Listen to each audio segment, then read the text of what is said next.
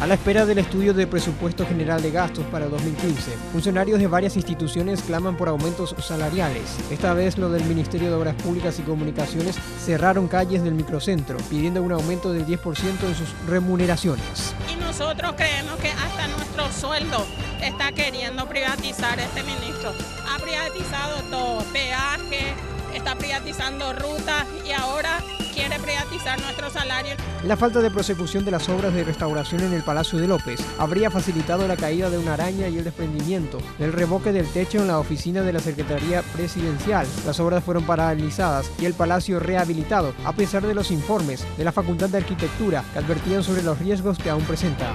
Yo no sé cuál es la postura de no haber continuado la obra, de no haber permitido que se hagan estas evaluaciones. Fue suspendida la audiencia de libertad condicional para Juan Pío Paiva por incomparecencia del acusado, quien llegó una hora después de lo pautado, debido a que se produjo un retraso en su traslado a causa del tráfico y además por la necesidad de trasladar antes a otro preso. La jueza ahora deberá fijar una nueva fecha de audiencia. Pero por el momento no tenemos ningún justificativo de parte de la penitenciaria del por qué no se le trajo. Y ese fue el motivo por el cual se suspendió la audiencia. En la madrugada de este martes, Estados Unidos y los países árabes lanzaron una ofensiva contra ISIS y otros grupos yihadistas. Según reportes extraoficiales, en la primera ofensiva murieron al menos 58 personas.